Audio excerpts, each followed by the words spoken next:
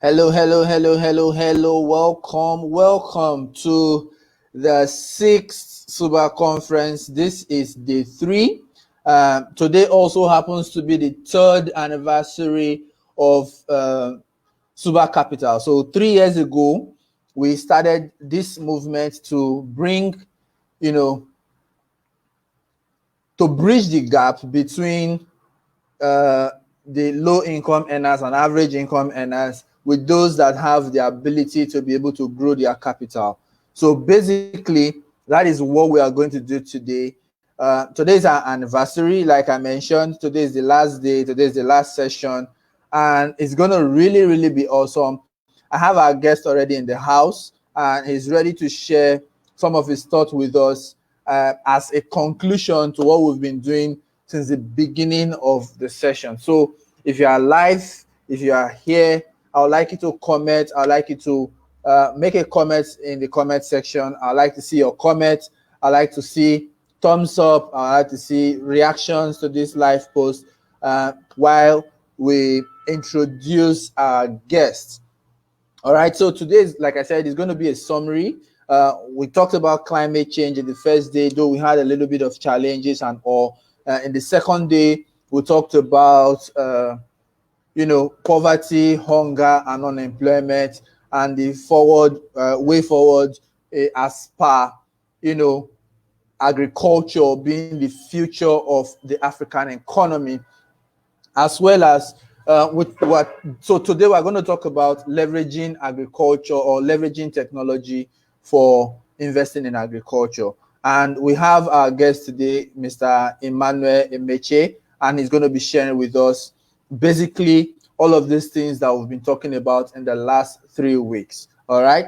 So before I bring him on, I would like you to comment. I would like you to react. I can see that a few people are already here online with us. Thank you so much for joining. I really appreciate you joining the live stream. Today is our final day. Today is our anniversary. So, yay! SUBA is 3. For a 3-year-old child, we've done a lot. That's the truth. We've done a lot. We grew from 6 contributors in 2017 to 23 contributors in first quarter of 2018 or first half of 2018, and then 35, and then from there we just exploded. Today we are at 393 registered contributors. We started in Benin City. We are now across 3 states, in Lagos, in Port Harcourt, in Benin City. So we have a lot of SUBA members across this. We even have SUBA members actually abroad who do contributions from abroad and all of that. So basically, with the help of technology, by the way, with the help of technology. So all of these things are some of the things that are going to form the conversations that we're going to be having today. So Mr.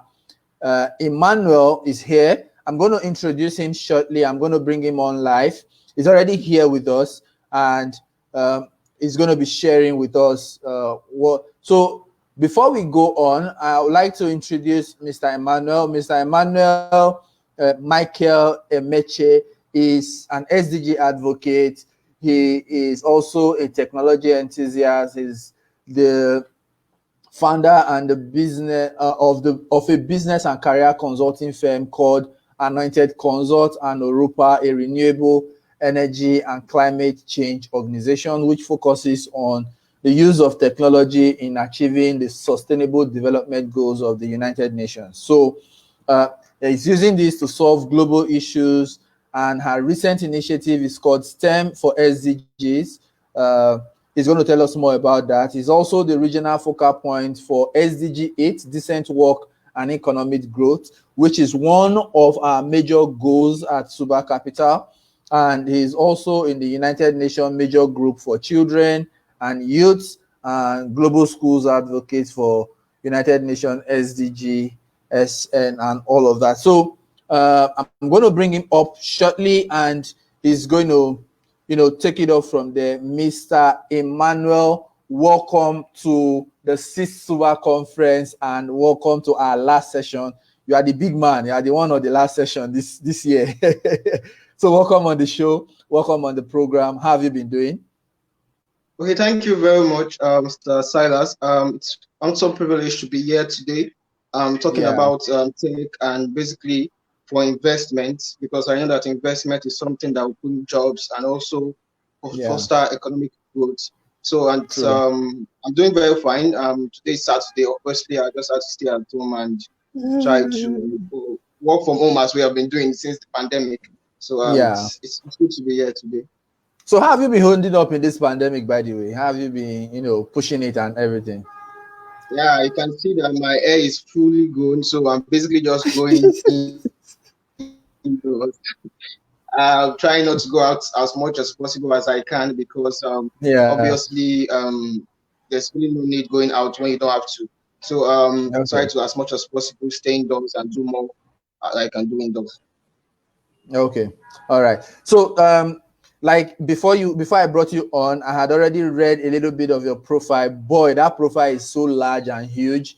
You know, I read a little bit of your profile, and you are doing a lot. You are doing a lot with the sustainable development goals. For us at SUBA, we our slogan is Goal 128.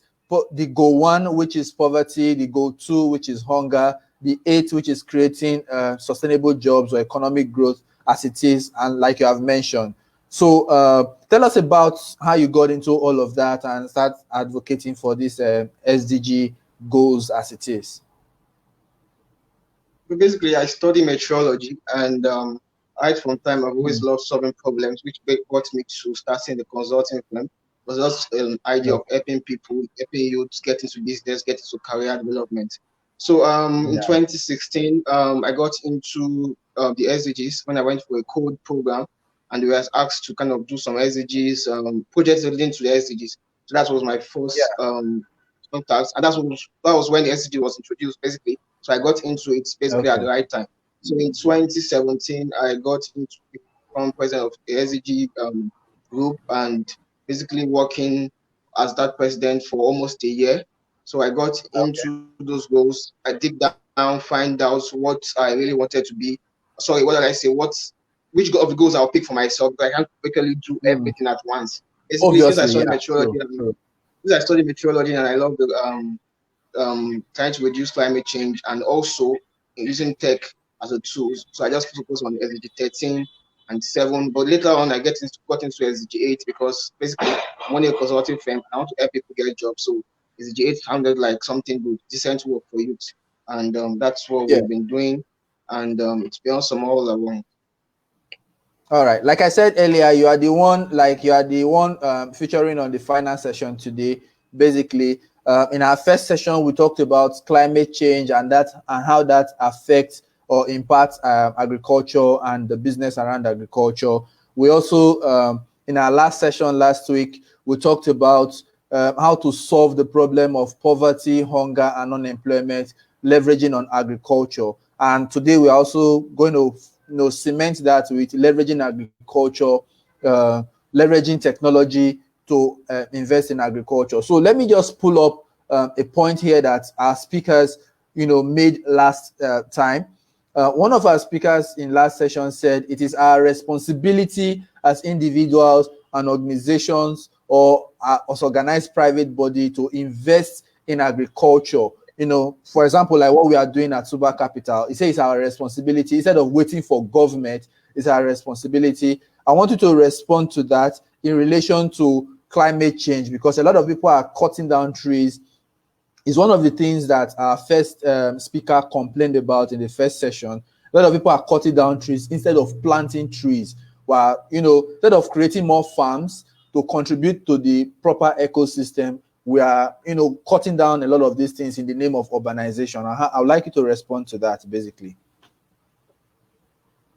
So looking at we take a responsibility in the SDG slogan when I started, basically what we used to tell ourselves is that everyone everywhere, and so everyone Okay. has to be involved with the SDG. SDG is not like the MDGs. MDGs were sponsored by some maybe say G20s and developing countries and given to us as Okay. Africa. But this time, about 195 nations came together.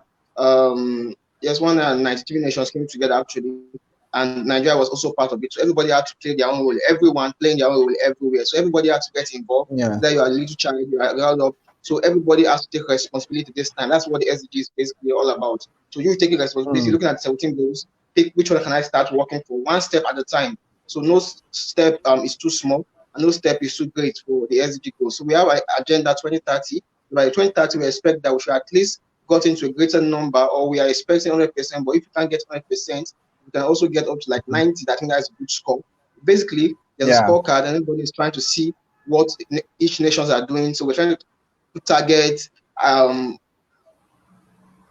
we have these meetings. Like recently, we're having the and we talk. Some few days ago, I was in the community of parties, panel representatives, where we have, it's like a closed door meeting. Not everybody are allowed to attend such meetings, and we are privileged to attend. Yeah. And basically, we see nations giving their part. Okay, this is what we are doing. This is what we want to do. So everybody's contributing towards and the SDGs. And basically, like we said, we have responsibility. Well, we have the responsibility, and we have to give accounts. That's why we have the target. How far have you gone? So we have to give account when we attend this UN summit and all these programs like that. But apart from that, as individuals, we have to give account to ourselves by looking at your environment, looking at cutting down trees, looking at all these things that we are doing. For example, putting waste into the drainages. You have to give account to yourself, because by the time the flood came this year, we noticed that some places in Lagos were full of plastic waste, all of that, because the water has to create a route for itself, has to create a channel. So it cleared all those stuff, put it back to the road. And so basically, nature has to fight for itself. So the same way that cutting down of trees, with the trees function as to help us reduce the carbon dioxide that we are supposed not to take in, and we cut them down. Definitely, we are doing more harm to ourselves. So we just have to take responsibility and say, okay, what can I do for myself? Can I plant a tree close to my house? Can I plant some flowers?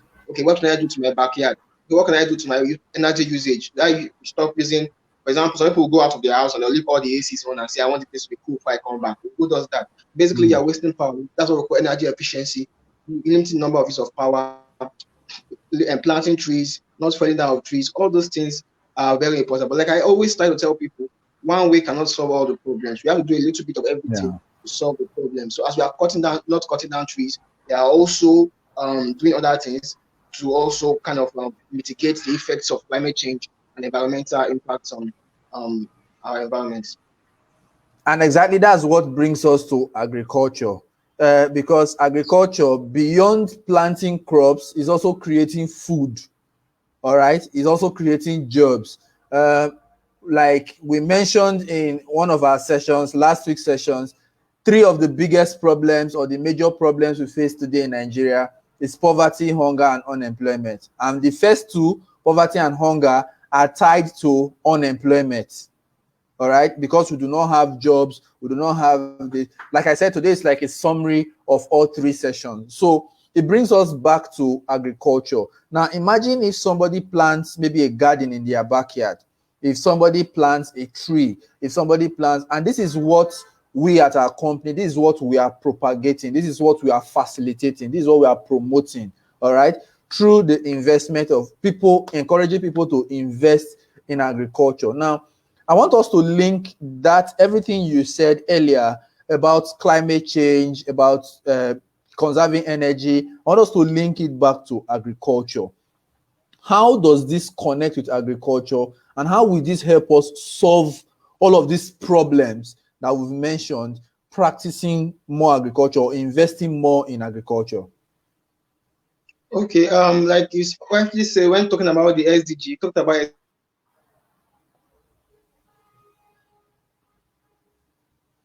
SDG 2, try to link it to other SDG. Like I always try to tell people, and we at the SDG knows about this, that the SDGs are interlinked with each other. So they're not separated from each other. That's why we have the SDG 17 that says partnership. So everybody have to partner together. Like I also mentioned, one way cannot solve the problem. We have to do a little bit of everything, put hands together and make this thing come together. So basically, planting food in our agricultural product is very, very important, because basically agricultural product not just for food, we also use it for medical purposes and other things like that. So it's very, very useful for so many things. For example, somebody could plant an aloe vera in a house and use it for our face or our hair or something like that. So basically, you're already trying to solve some problems for yourself, even financially, because by the time I'm having an aloe vera in my house, Whether I don't have to go and buy in the market, so I'm saving some money.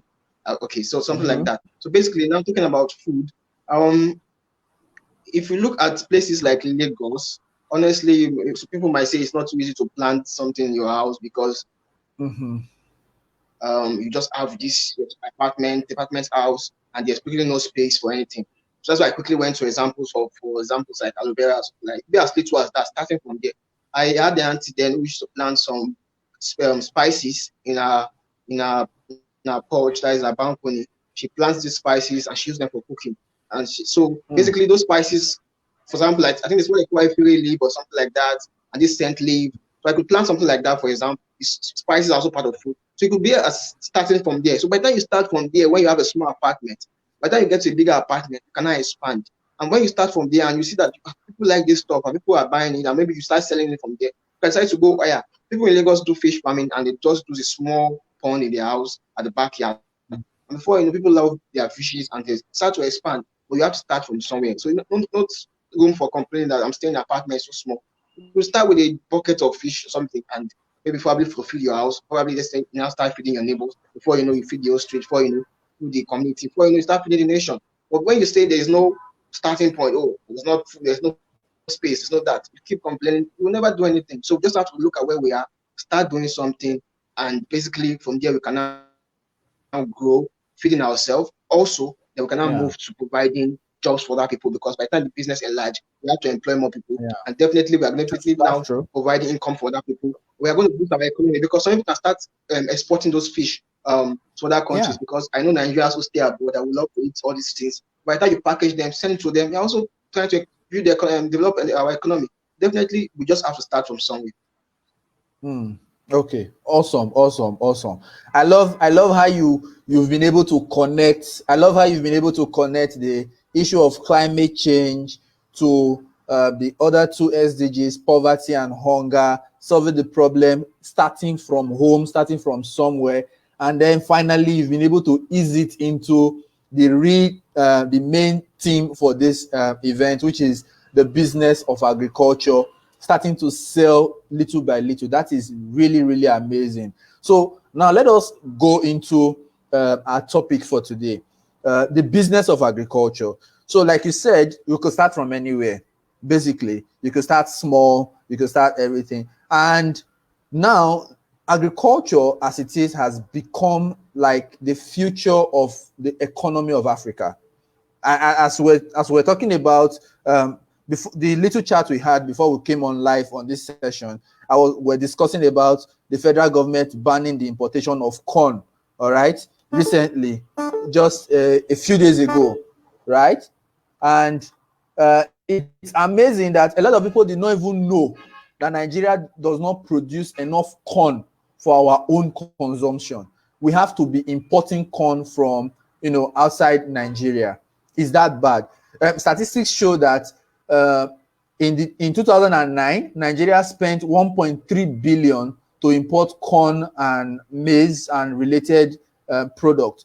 Now, talking about agricultural business, how can we leverage technology? Like you're a tech enthusiast, how can we leverage technology to promote and to invest in agriculture from your point of view? Okay, basically, when you look at the aspect of agriculture, many people feel agriculture is something that you just have to go to the farm. And I remember when I was much younger, we have people that never wanted to be, for example, a teacher or a farmer. Those two occupations, like I don't want to be a teacher, I don't want to be like Mr. Chike that always beating us and stuff like that. Two, I don't want to be a farmer, I don't want to be a farmer, and I'll go to farm with cutlass and all. But we saw it transition into a different ball game where we had the industrial Yeah. revolution and we begin to use what we call tractors and things. People are like, wow, I would like to go into agriculture. People start getting into it, start having something like agricultural engineering, agricultural extension workers, different kind of courses to come in. But in the latest development, we now have agricultural investment platforms. You see them all over the Yeah. places. Go to like Pigvest, some apps, palm crowding, different kind of stuff going on there. the point whereby we now have scammers going into it, because for you to see scammers going into something, sorry to say, it shows that there's money somewhere there. So everybody wants to get a bit of the money. Basically, Maybe technology has played a large number. you also forgot to mention SUBA Capital. We are an agro-investment company. Yes. SUBA Capital is also doing a lot of awesome stuff there in that area also. I was just trying to be a bit more broad. I get the point.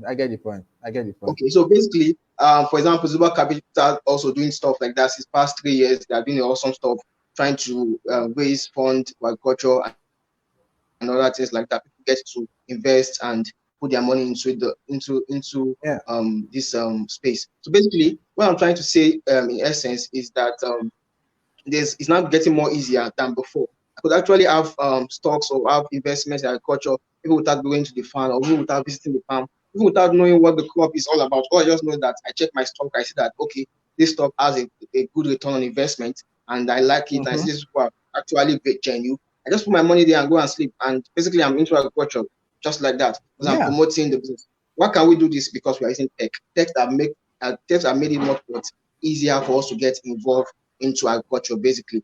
So you don't have to know too much about what you want to do. Just know that okay, this is good for business, getting money in, and I put my money there. And people who know about it, who about the business, doing the technical stuff, that's the farming and the likes. Why people who do not know much about it put their money in, and they are sure that they can get their money back. So there are a lot of platforms, like I've said.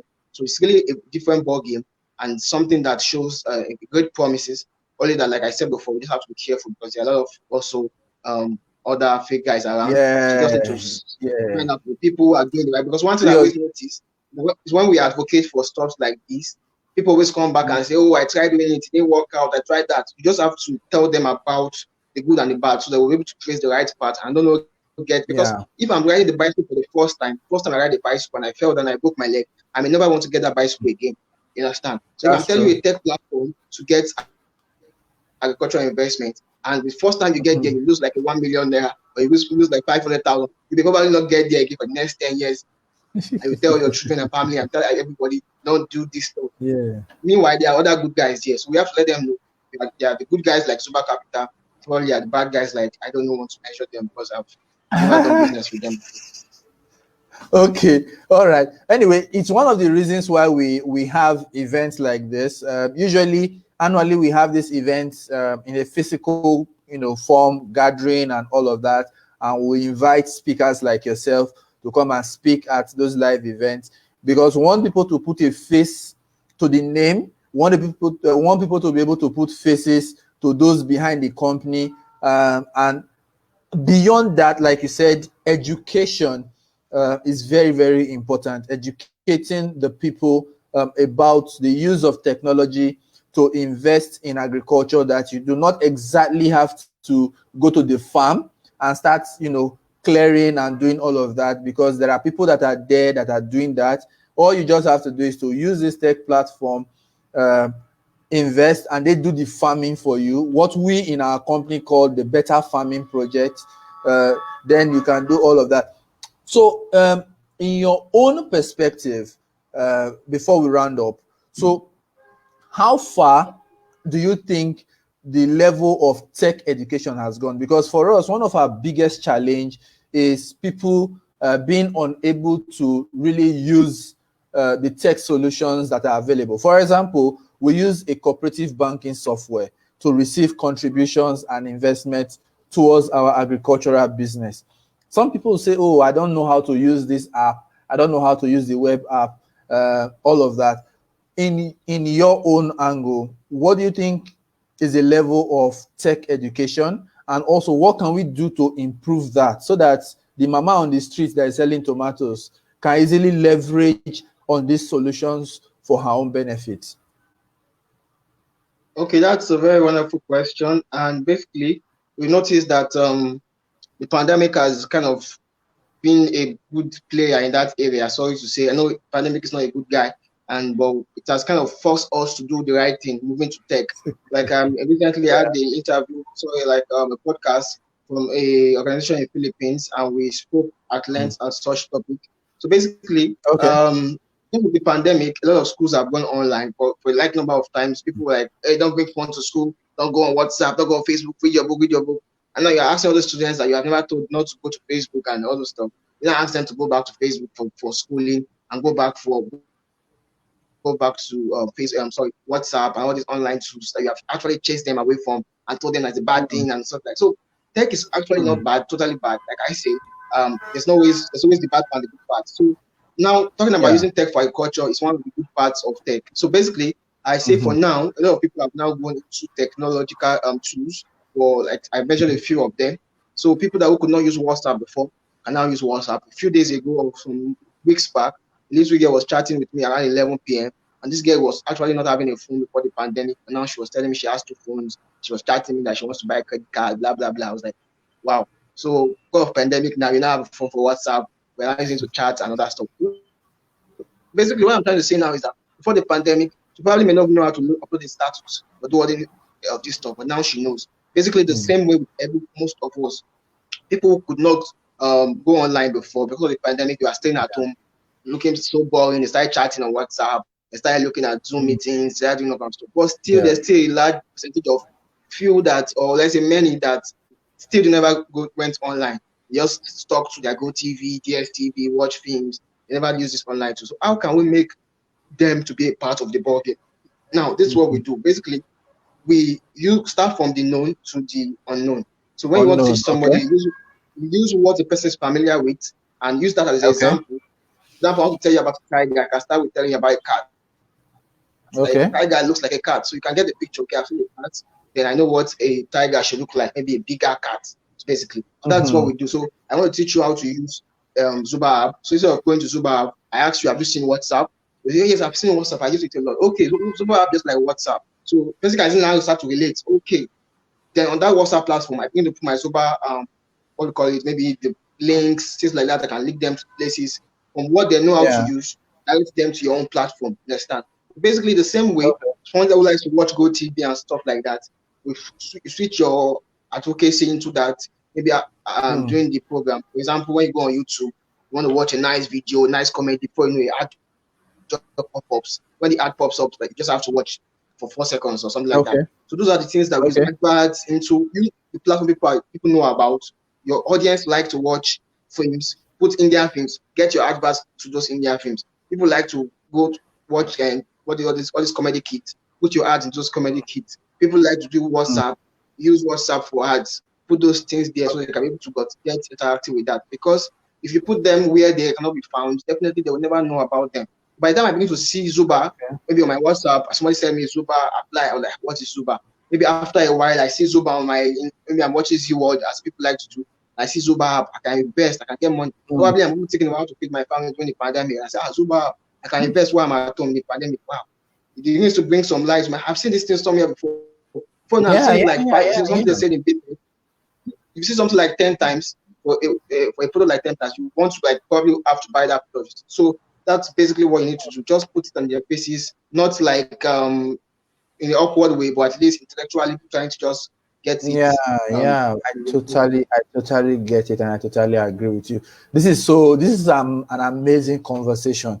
All right, so let's go back to your amazing profile again and try to tie this off. From what your profile said, your work has reached about over 10,000 young people within and outside Africa, right? Using technology, and you strongly believe that for all of these things we are trying to do to be sustainable, technology and innovative tools has to be used to be able for us to achieve these goals at the level of SDG. I want us to talk about that. 10,000, that's a lot. 10,000, that's a lot, a whole lot, really.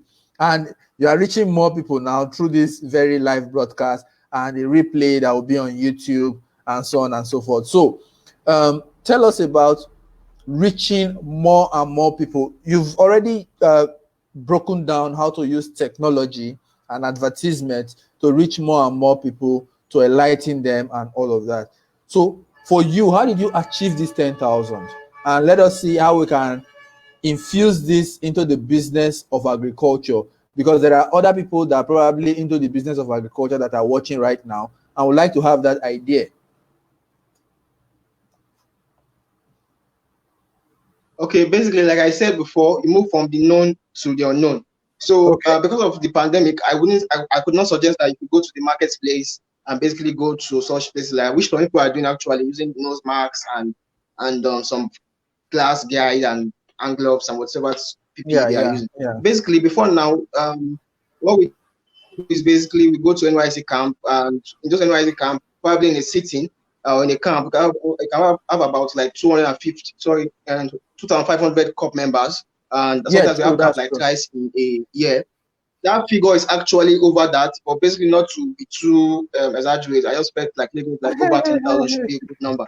So by the time we are speaking to 2,500 COP members in a sitting, and we have 2 times meetings like that. For example, in a year, I go twice to talk COP members. That means in a year I can speak up to like 5,000 COP members or 7,000 plus at a go. And apart from that, so okay, let me go a bit into that. So these COP members are a good platform for agricultural business because basically they all want to do something after NYC. So they want to start a business, they want to go into some means of money. I work with a lot of them. Some of them just contact me, hello, I want to do this, can you advise me on that? I want to start this business, blah, blah, blah, and stuff like that. So basically, a few of them want to go into business. So by the time you bring your agriculture, for example, I'm going to the NYC camp and I'm going to talk to them about SDG, blah, blah, blah, and all stuff like that.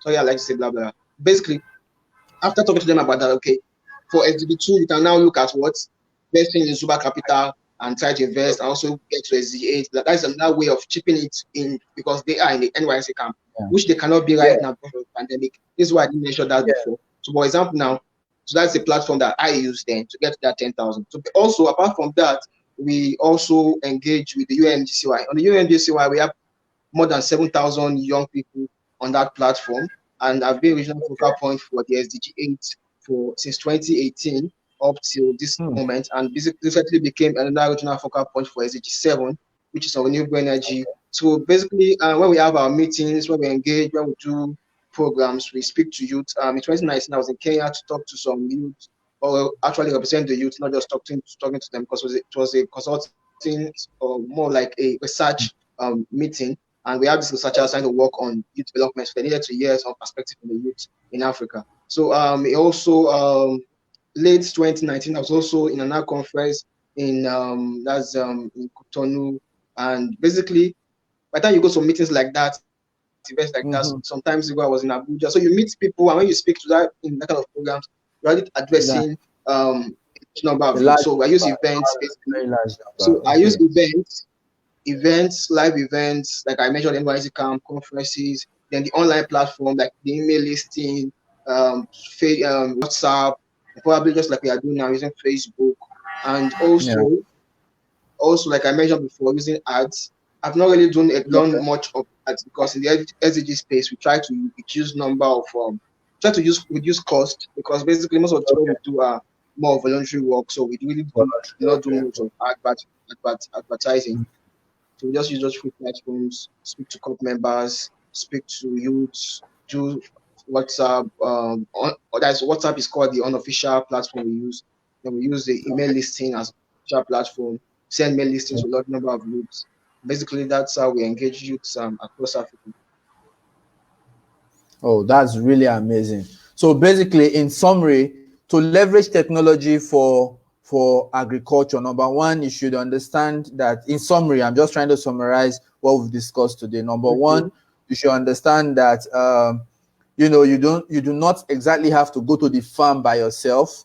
You could easily invest in platforms like SUBA Capital, and then the farming will be done for you. Number two, the education of leveraging technology for agro-investment should go from the known to the unknown. Like you said, from maybe things like WhatsApp that they already know, things like YouTube and regular TV programs that they already know, and move to the unknown, adopting them into our application. Number three, we should be able to communicate with large number of youth, like those in the NYC camp, and a large gathering of youth, basically, like you mentioned, the UN the UN Youth Gathering, events, and all of that. I think this should be number 4 now, number 4 or 5, I think. We should be able to also communicate with people via email lists and all of that. You have really been amazing tonight. I really thank you for your time. I thank you for the knowledge you've shared. I thank you for giving us audience, to share with us. By the way, today is our celebration of our 3rd anniversary. Usually would have celebrated as a family in a physical location, but since we can't gather, we are doing it here live on the broadcast. So thank you so much, Mr. Emmanuel. I really appreciate your coming to this show or coming to this program and sharing your knowledge, advocating for SDGs.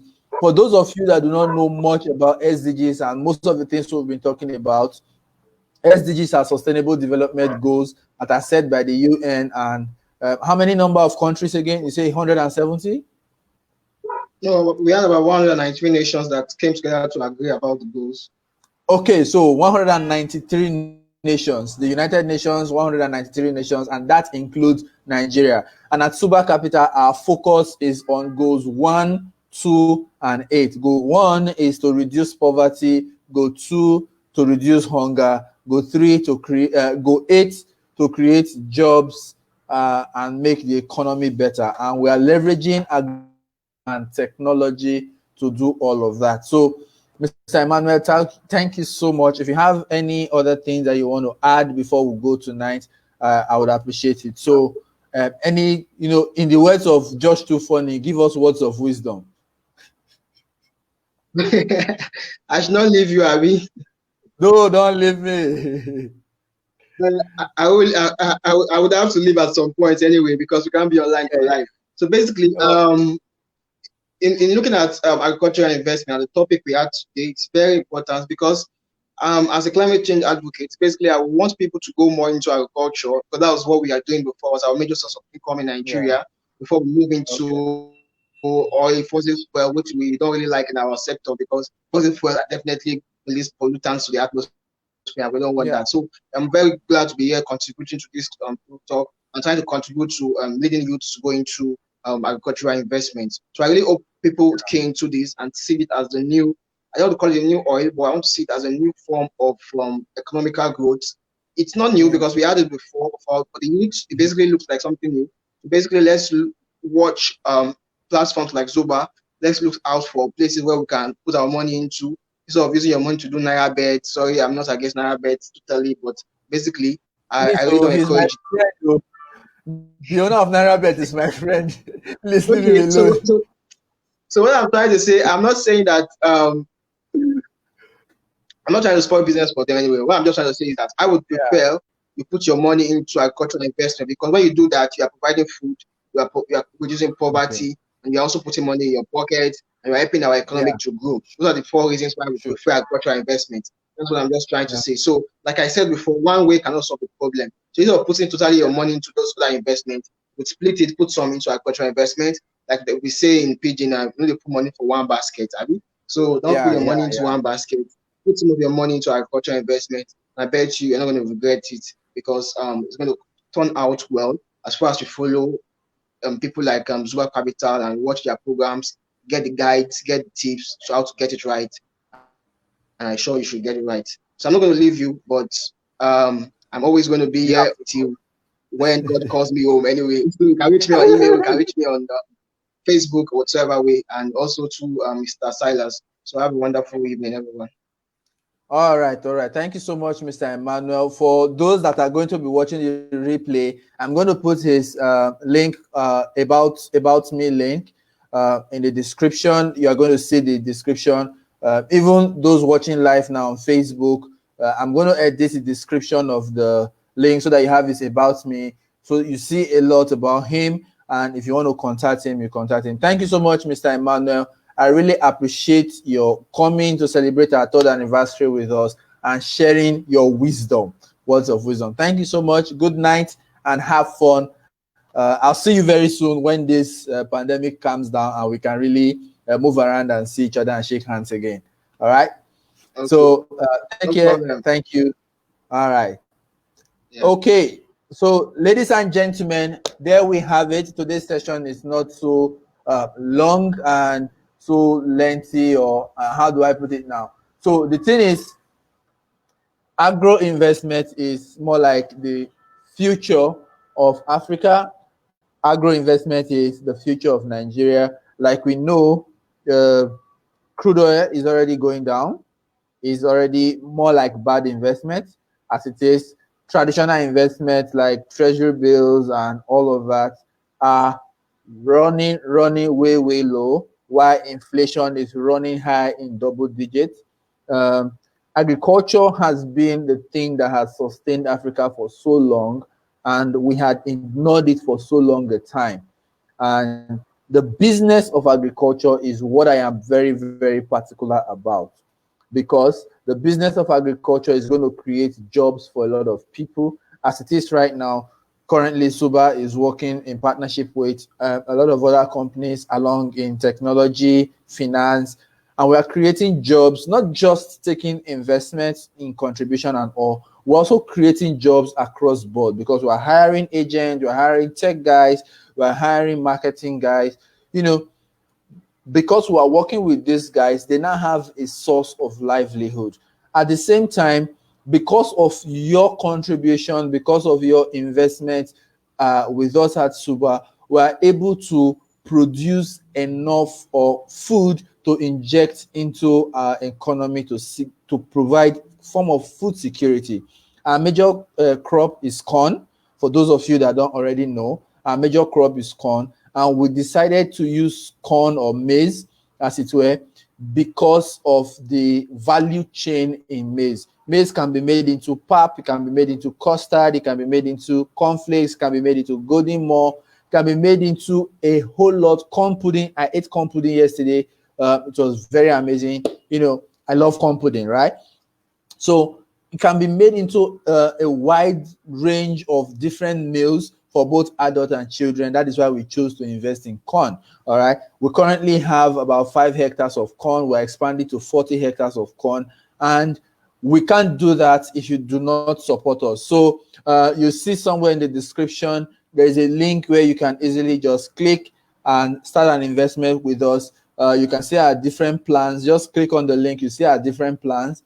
You can choose any of the investments. Our phone number is there if you want to talk to me, if you want to talk to any of us on the team. You just call, or you could send us a WhatsApp message if you do not want to call. All right. So this brings us to the end of the 6th SUBA conference, and today is our 3rd anniversary. SUBA just clocked 3 years today. The 18th, or it's actually yesterday, by the way, 17th of July 2020, but today is the day we mark it. Fun enough, today is the day our official bankers actually sent us a happy birthday message. So SUBA is officially 3 years. We intend to stay here for long. We intend to stay here for more years, and we intend to create more value for the economy, both for Nigeria and the whole of Africa. I'm very passionate about the African continent, and I want us to get out of poverty. I want us to get out of hunger, and I want us to get out of unemployment.